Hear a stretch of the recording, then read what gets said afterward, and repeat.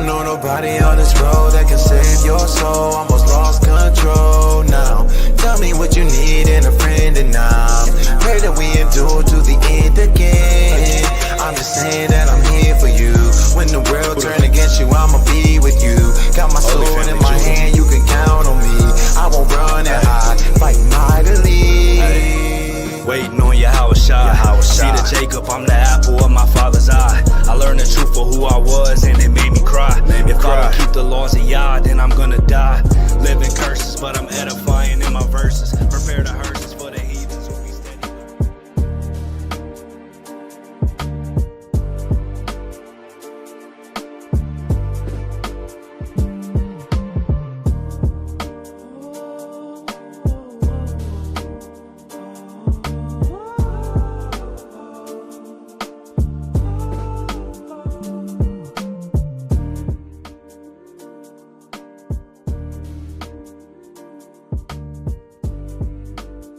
Do so by Shema Mashiach, Kwamala Kawashai.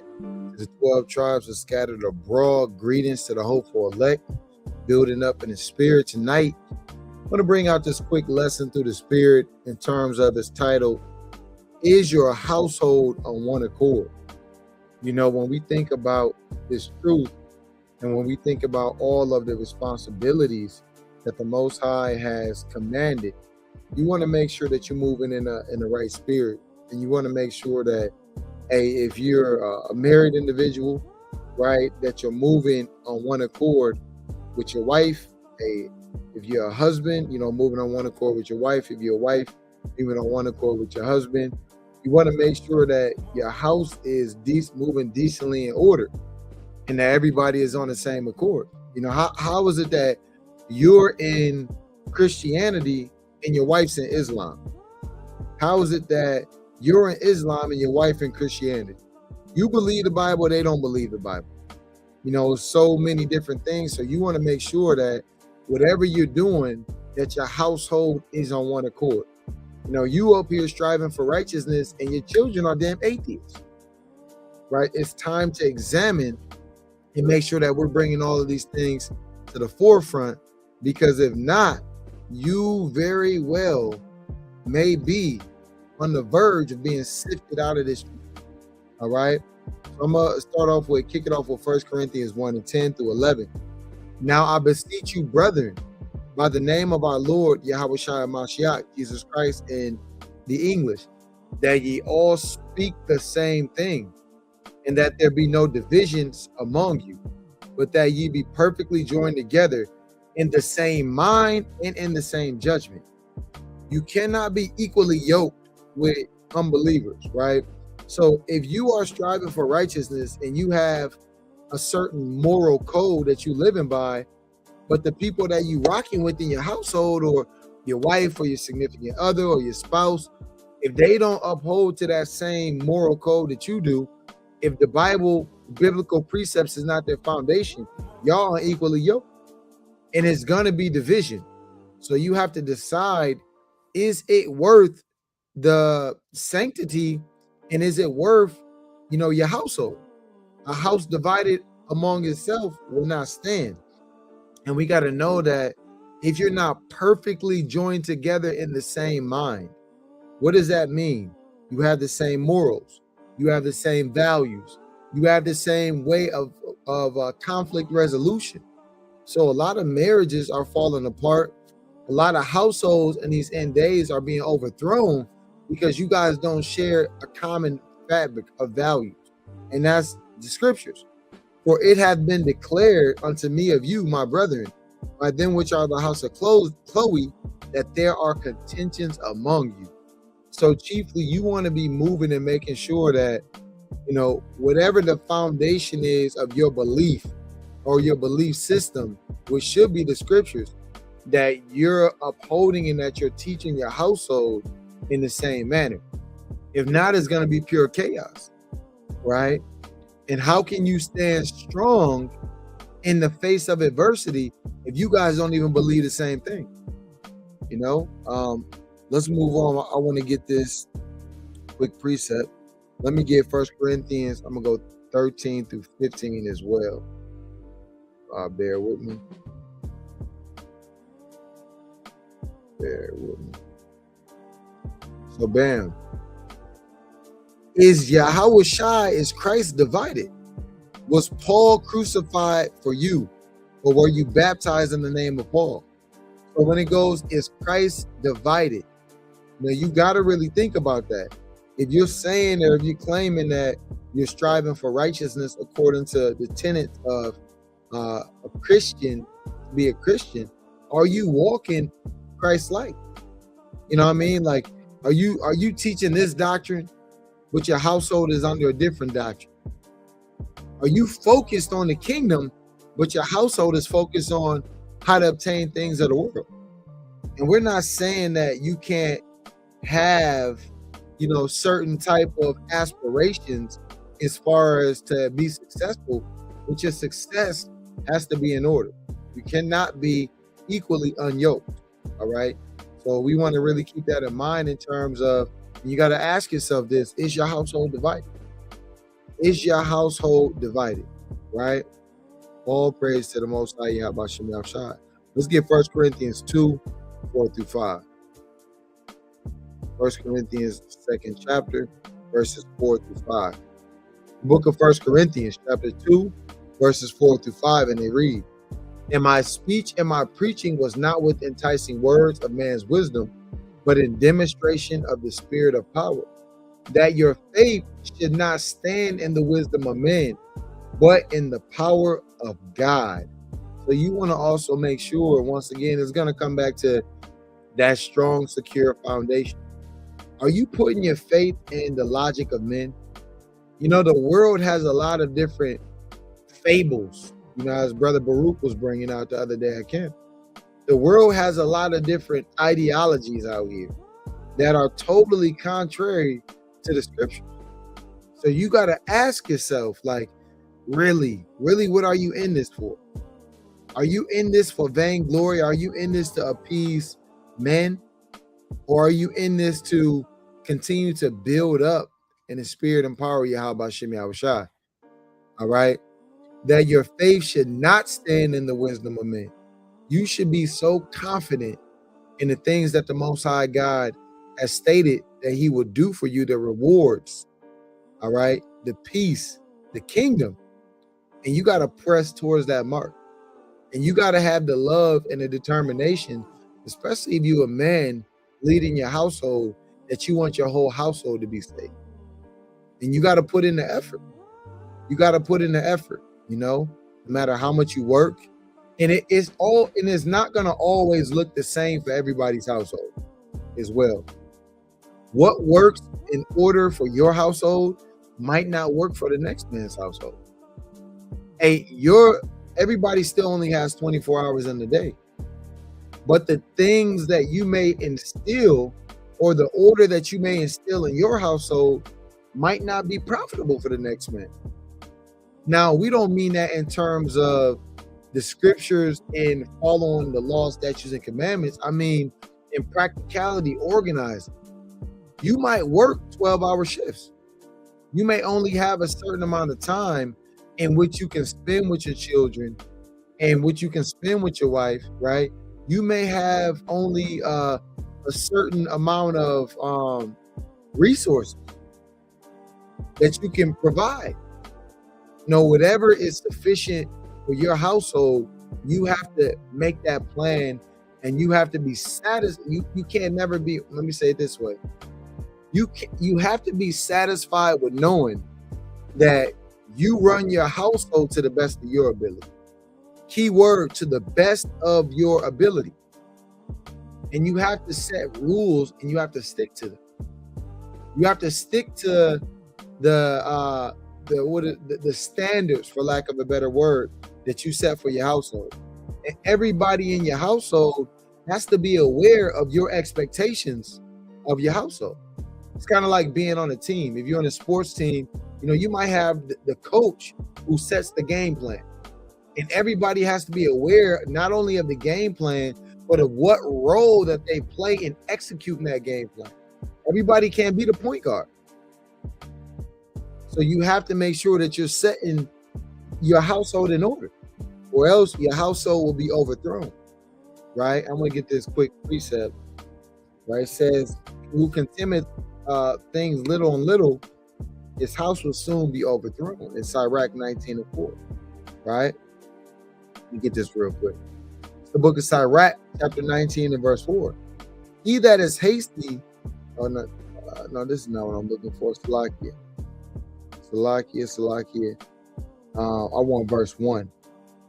The book of Sirach, chapter 19 and verse 1, it says, a laboring man that is given to drunkenness shall not be rich. It's telling you, you have to have a certain type of awareness. You have to have a certain type of sober mind. All right.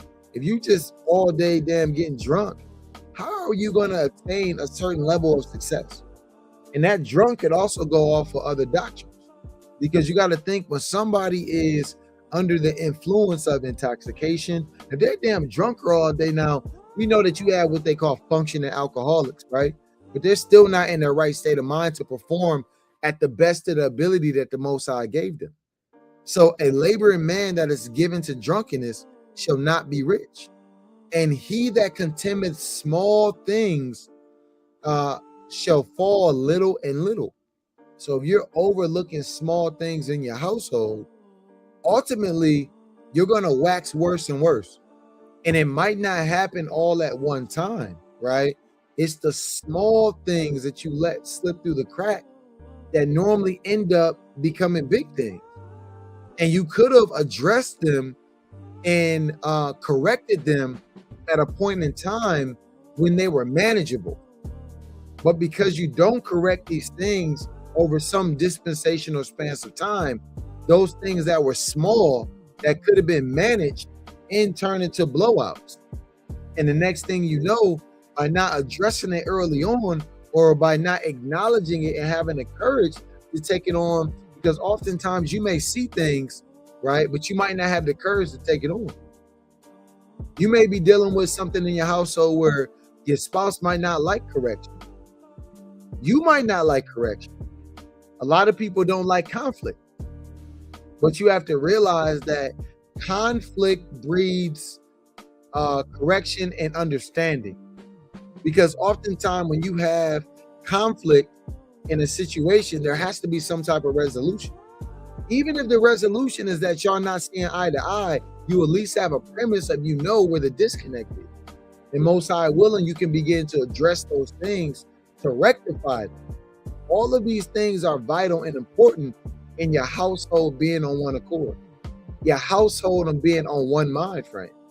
Even when we look at Matthew 18, when it goes into conflict resolution, if your household is not on one accord to understand that conflict resolution process, then you're going to have opposing views, and you might not be able to reconcile because you're not on the same understanding of how to go about when there are differences, right?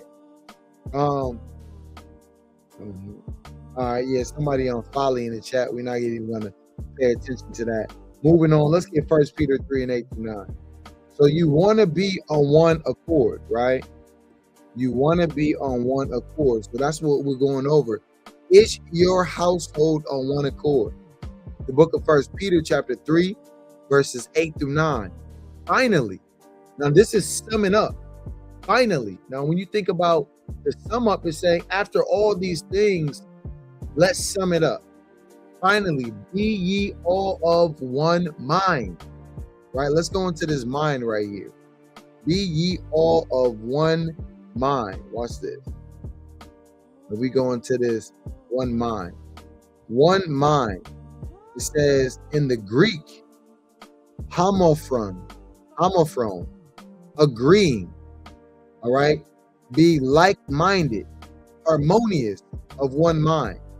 All right? Concordant. So in order for everybody to be, oh my bad, sharing the wrong tab. Let me get back to this. Of one mind. Look at this. Agreeing, being in agreeing, like-minded, harmonious, of one mind. So the scriptures is telling us that in your household, you want to have everybody to be on one mind, to be on one accord, to be in sync, right? To be uniform in terms of their understanding. so you guys can build together. It's hard to build when one person has one way of. Now, everybody's not robots. We understand people have different personalities. You might have different ways that you process things, but we should all still have the same foundation. And that's very important. And a part of being of one mind is examining one another. If you don't know the thought process of your wife, if you don't know the thought process of your children, if you don't know the thought process of those who are in your household, how can you be on one mind? So a part of being a one accord, and this is what goes into having compassion one of another. Having a compassionate approach to being able to examine one another. Sometimes people kind of shell up and clam up because your approach might not be the best, right? You have to learn, and I had to learn this in managing my household, right? And I'm still, through the spirit and power of Yahweh Shemi Al-Shai, Lord willing, every day learning and examining, okay, was that the best approach? All right, understand, okay, let me understand the way my wife thinks. All right, let me see what her body language is like. Okay, when her body language is saying a certain thing, or a certain way, what is she really saying? Non-verbal communication. You know, looking at my children and being like, okay, I noticed that my daughter is doing A, B, and C. Okay, I noticed that my son is having this issue. Why are these issues occurring? In order to correct something, you first have to understand it, right?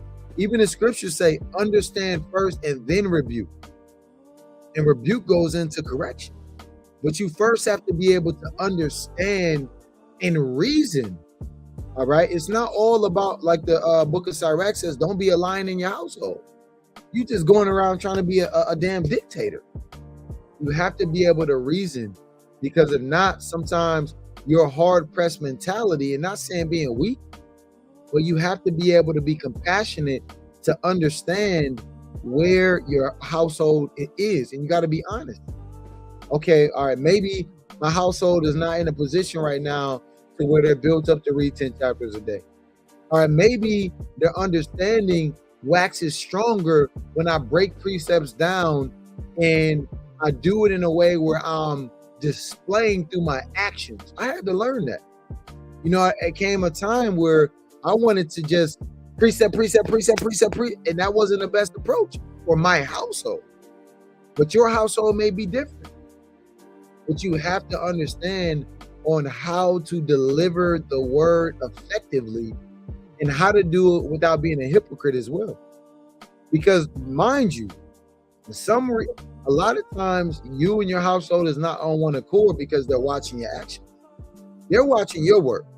They're saying, okay, well, damn, Daddy's saying don't lie, but he's lying. Okay. And they'll mark these things. They'll mark these things.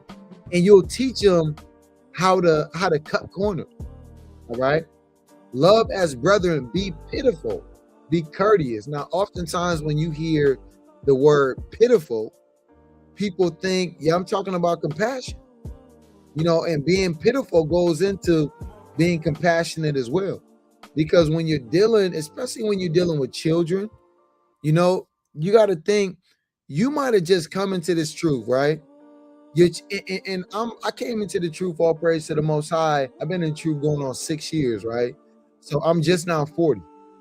So I came into the truth and the knowledge of who I was as an Israelite, how to keep the commandments and things. And it was a total different lifestyle that I was accustomed to.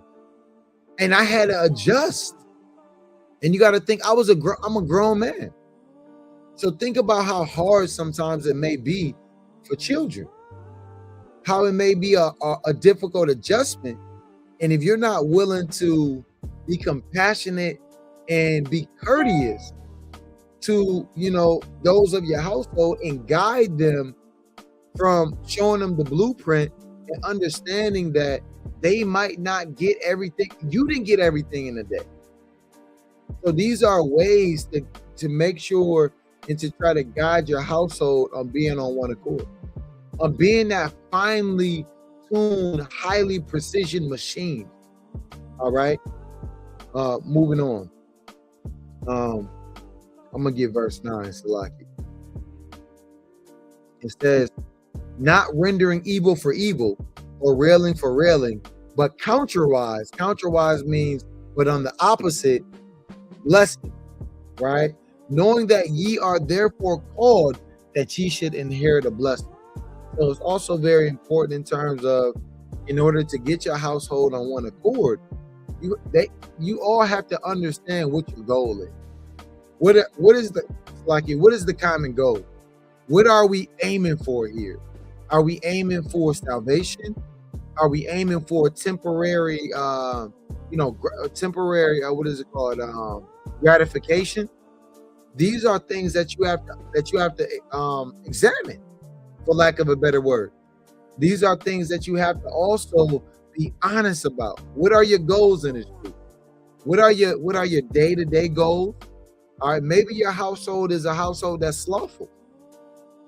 Maybe a lot of things aren't getting done because you're unorganized, right? Maybe you're not setting a good example as the head of the household. All of these different things factor into whether your household is going to wax mightier or whether your household is going to be overthrown. So once again, that's why I titled this, Is Your Household on One Accord? All right, moving forward, I'm going to get Amos 3:3 to class. The book of Amos, chapter 3 and verse 3. Can two walk together except they be agreed? And this is powerful. Think about that. Can two people walk together unless they be agreed? Agreed is on one accord. They can't. Because what's going to happen is that one of you is going to be on one agenda and the other person is going to have a total different agenda. And if you have different agendas, that means your focus is going to be different. And if your focus is different, it means that you're not going to be in sync. You might have one objective that you're focusing on accomplishing, and your significant other or your household or your partner, right? And not partnering in terms of any LGBT partner sense, but your partner, even if you think about it in a business has a business plan. You don't have, Lord forbid, and I'm a business owner, so I know this. We have a rigid business plan.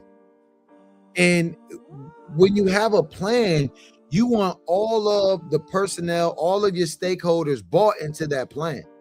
You want everybody focused on how to execute this plan to the best of your ability so the company can be profitable, so the company can experience growth, so the company can have upturn and not downturn, so you can become more efficient, so you can become more successful. So how much more in this truth, right? In this truth, you want to make sure that you are walking together and be agreed. And the only way to do that is to have the same foundation. And the only way to have the same foundation is for it to be, for lack of a better word, for you to express what those expectations are, right? If you don't know, if your children don't know how to uphold the law, or if your children don't know what's required of them, if you don't know the expectations of a man in his truth, if you don't know the expectations of your sister or woman in his truth, then you're not going to be able to measure up, and you're going to be unbalanced. One person is going to expect A, and the other person is going to expect B, and you might have another person who's expecting C. So you have to be able to weigh it in the balance, and you have to be able to, Lord willing, righteously, right, lay out a blueprint. Okay. Now let's get this Job 23:10. And I'm gonna go 10 through 15. Where is that? It's the book of Job, chapter 23, verses 10 through 15. But he knoweth the way that I take. When he hath tried me, I shall come forth as gold. Another thing in terms of making sure your household is on one accord is knowing what to do when you do fall short. Just because you fall short, that doesn't mean that you're out of the truth. Just because you fall short doesn't mean that it's over. All right. So you definitely want to make sure that, because ultimately the Most High is the one who you want to direct and guide your path on the right hand side.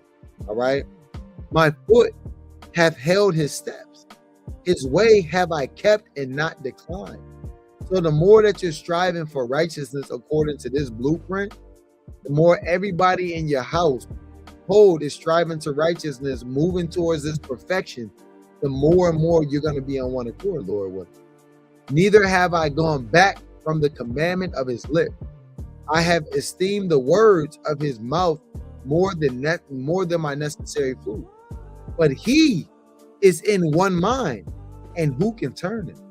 So the more that your household is striving for perfection according to the righteousness proclaimed in the scriptures, the closer that road is going to go from being wide to narrow. And the closer you get to that narrow road and on that narrow path, the less space there is for error. Think about like the aisleway. Like if you get on a plane, if you're taking a flight, when you get on that plane, that aisleway on that plane is very slim, right?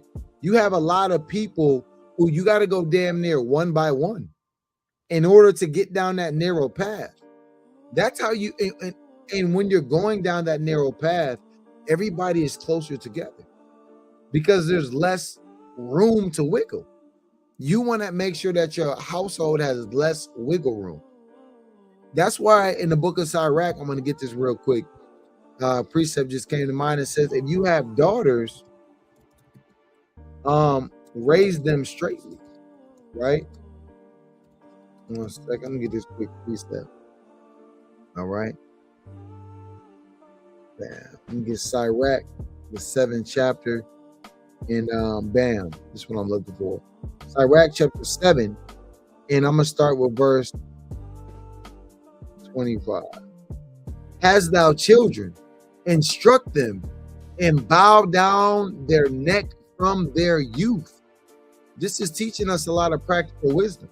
It's saying, look, if you have children, you got to correct them. You got to put them on the path of righteousness. You have to show them the way at an early age. And when it says bow down their neck from their youth, from a young age, you have to humble them. You have to teach them that there are not any shortcuts in his righteousness, right? Now, peep what it says though. Reading on, it says, "Hast thou daughters, have care of their body, and shew not thyself cheerful towards them." You want to teach your children, your daughters, to be shamefaced. If they don't know that at an early age, what shamefaced is, what it is to be bashful, what it is to be a daughter of Zion, what it is to be humble, what it is to be modest, then you ultimately are teaching your daughters how to be whores, how to be base women, how to grow up with no etiquette, with no morality, with no sense of pride, not pride on the left-hand side, but with no sense of tact, with no decorum. So you got to keep your daughters in straightly, right? When it says, "and shew not thyself cheerful towards them," that doesn't mean don't be happy that you have children. Is more going into, don't be one of those parents that is too many parents nowadays that they try to be their children's friends. And you're not here to be your child's best friend. You're here to correct and instruct them and lead them in righteousness. Because when you are in the mentality that, yeah, this is my child and this is my child, I'm their best friend, hey, they're not going to respect you. When it comes time for correction, you're sending mixed messages, and it's going to be difficult. And that's why a lot of parents these days are having difficulty raising their children, because they want to play the friend role. All right. Reading on, he says, "Marry thy," and I'm gonna rest there. All right. Bam. I want to bring out, let me get Luke 23 and 32, right? The classic. You want to pray that they're converted, right? 22 and 32, Slaki. So it's the book of Luke, not Loon. The book of Luke, chapter 22 and verse 32. "But I have prayed for thee, that thy faith fail not. And when thou art converted, strengthen thy brethren. You want to make sure that you're doing all you can do to strengthen your household. A big part of strengthening your household is through the spirit and power of Yahweh Shem Yahushai, building up their faith. You have to be able to acknowledge when challenges arise, and you have to be able to encourage them through it. You know what I mean? Because a lot of the times people fall short because they don't believe in the reward of steadfastness, of being steadfast. You're not going to believe in the, if you don't have faith and believe in that the Most High God can get you through various situations, you're going to ultimately fall to the wayside. So a big part of keeping your household in one accord is having faith in the same thing. Your faith should be centered in the Most High God, Yahweh, in the name of his only begotten Son, Yahweh Shai. So you want to make sure these things are tenets, are foundational principles to how you're building up and how you're structuring your household. And as your faith is being strengthened, ultimately it's going to be reflected in other areas, right? It's going to be reflected in how you handle disappointments, because every day is not always going to be everything happen exactly how you would want it. We live in a life where there's ups, there's downs. You're going to have time that you're discouraged. How do you deal with disappointments? How do you deal with fighting off demons, with depressions? How do you deal with conflict? How do you deal when things are going good? When things are going good, do you forget to pray? What is your prayer life like? I always say this, and I cut myself every time I do a lesson because I don't fast enough. And it's something that I'm trying to instill more in my household. And me and my wife used to fast once a week. It was a time, I think we was even sometimes fasting twice a week through the spirit and power of Yahweh Shem Yahushua. I've gotten away from that, right? And that's not a thing I'm proud of. So all of these truths are a reminder on how to get your household on one accord, on how to get back in order, on how to convert one another. You may have stronger faith than your wife. Hey, you may be a wife and you may have stronger faith than your husband. Hey, you may be a child, right? You may be a teenager in this truth and you got stronger faith than your parents. Your parents might not be in this truth and you may be in their household. So there's many different situations that occur, but at the end of the day, you have to do your best to get your household in order, so everyone can be of one mind, right? And we see it's going to be division in these last days as well. So you don't want your household divided. Let me get Matthew 12 and 25. And Yahushua knew their thoughts and said unto them, every kingdom divided against itself is brought to desolation. And when you go into that desolation, is destruction, is emptiness. And every city or house divided against itself shall not stand. So you definitely want to make sure that, everyone in your house is on one accord, on one mind frame. And then once again, not to sound like a broken record, but that mind frame is going to come from reading and studying the scriptures. So you all have the same blueprint. It's like building, you're a master builder and you're trying to build this real intricately designed, a master building, this skyscraper that has all different types of, brickwork and crown molding and steel and, glass and all different types of elements to the construction. But you got one blueprint. The foreman has another blueprint. The contractor has another blueprint, and they're all different blueprints. But y'all trying to build this one building. It's going to be a disaster. You're never going to be able to build it. And everything is going to be disharmonious. And it's ultimately never even going to get built up. And if it does get built up, it's not going to last because it didn't have a solid foundation.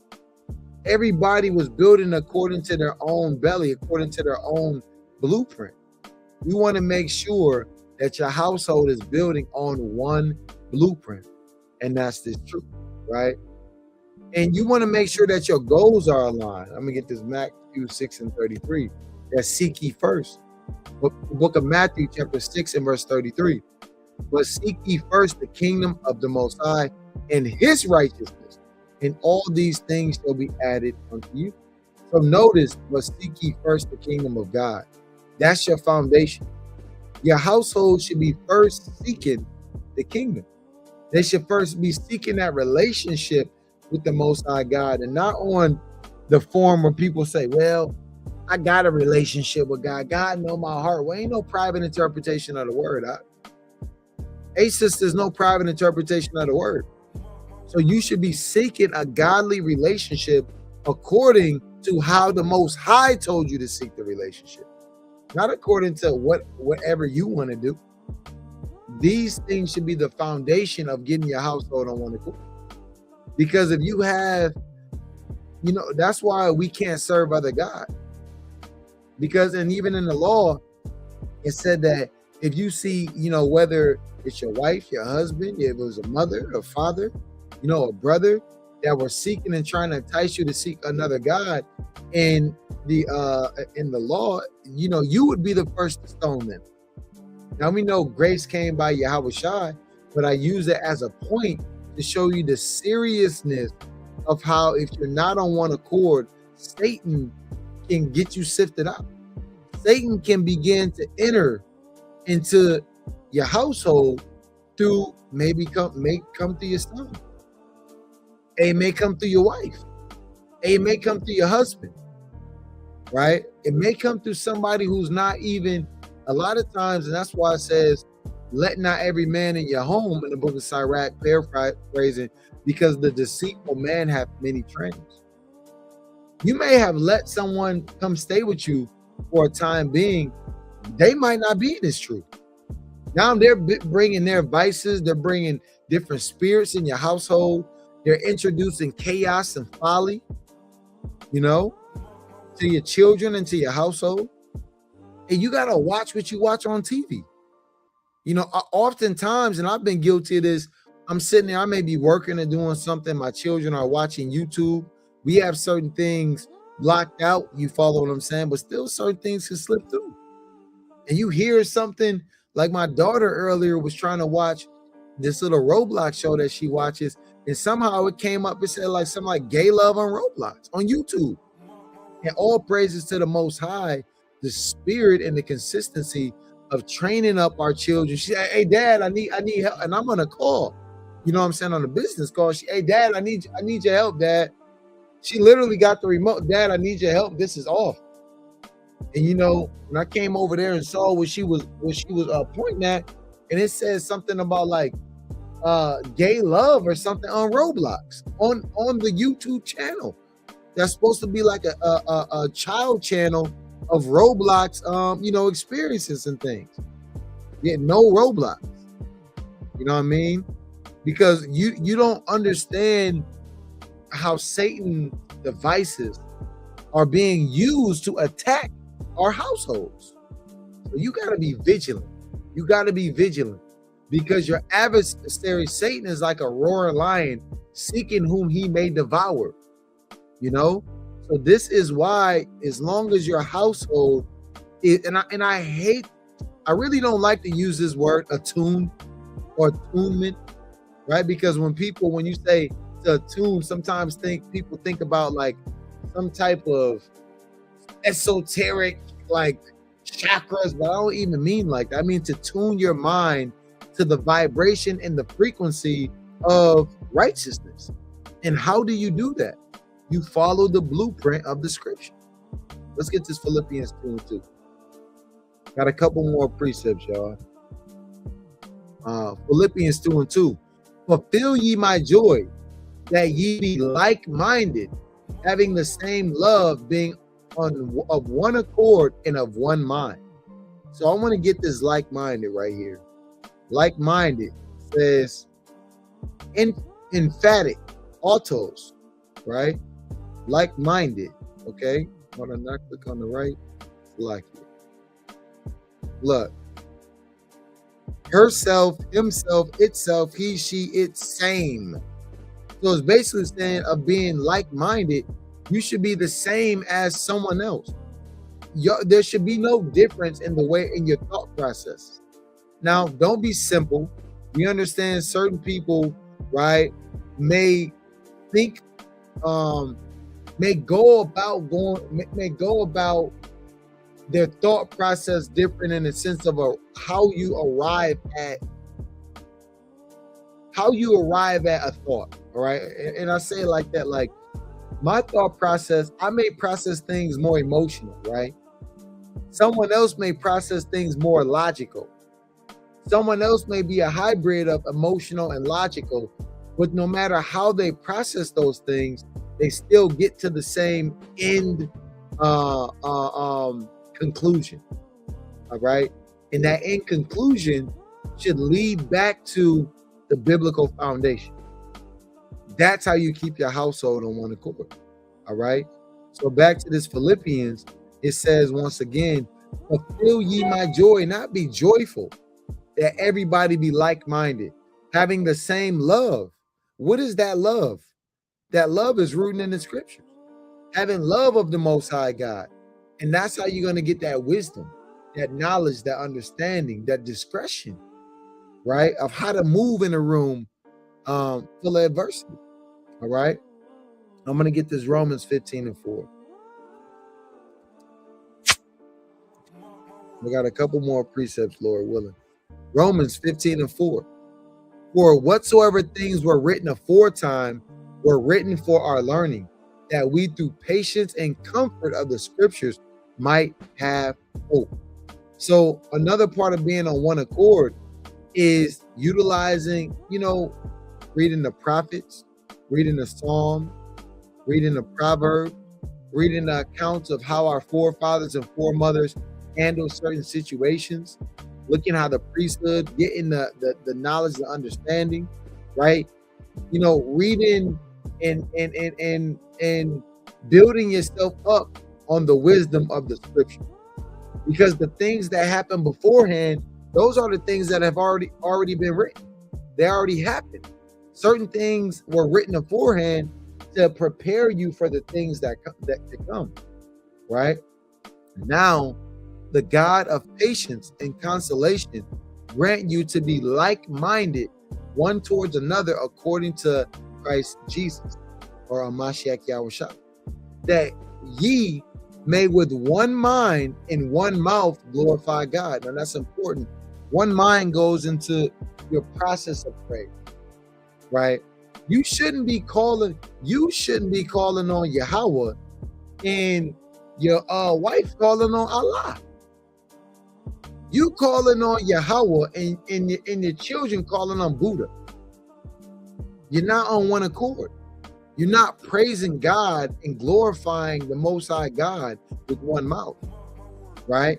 So that's what that goes into, being like-minded. It doesn't mean with one mouth that all your mouth is merged together. It means you're speaking the same doctrine, all right? That's how you have one mouth. You're speaking the same, you're bearing the same fruits, all right? Even the Father of our Lord, Hamashiach Yahushua. Wherefore receive ye one another, as Christ also received us unto the glory of Yahweh. So with that, Lord willing, this has been edifying to, definitely encourage brothers, chiefly brothers, and get your household in order. Take the time to examine yourself. Take the time to examine your wife, your children, your dog. Get your household in order. And when you see flaws, or when you see error or ways or areas that you need to improve, don't tarry not, and make a plan. If it's a mental plan, if it's a written down plan, start examining and start fixing these things. Because once again, He who contemneth small things shall fall little and little. And soon your household will be overthrown. All right. So with that, we give all glory, praises, and honor to the Most High God, Yahweh. We do so by Shema Mashiach Womalak Yahushai, to the 12 tribes that scattered abroad. Greetings. All praise to the Most High Yahweh Shem Yahushai. Kwam Yashab. Shalom.